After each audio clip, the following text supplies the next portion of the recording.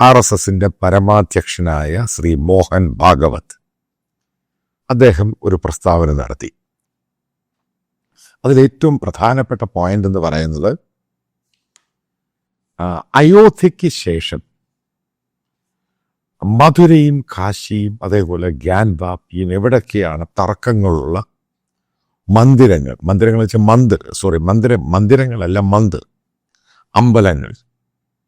ഇത് ഹിന്ദു മിത്തോളജിയിലെ ദൈവങ്ങളുമായി ബന്ധപ്പെട്ട ഹോളി പ്ലേസുകളാണ് ഞാൻ ഈ പറയുന്ന സംഭവങ്ങളെല്ലാം.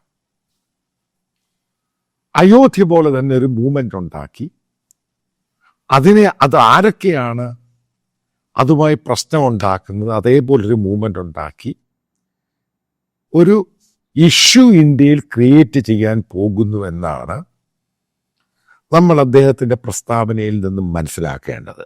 അതായത് കഴിഞ്ഞ 2-3 വർഷം അയോധ്യയ്ക്ക് ശേഷം, ആ വിധി വന്ന ശേഷം RSS പറഞ്ഞിരുന്നു, കാരണം RSS എന്ന് പറഞ്ഞ ഒരു ഹിന്ദു സംഘടനയാണ്, അവർ പറഞ്ഞിരുന്നു ഇനി ഇതേപോലെ അമ്പലങ്ങളുടെ ഇഷ്യൂ ഒന്നും അവരുണ്ടാക്കില്ല. അതിൽ നിന്നും പൂർണ്ണമായിട്ടും അവർ യു ടേൺ അടിച്ചു.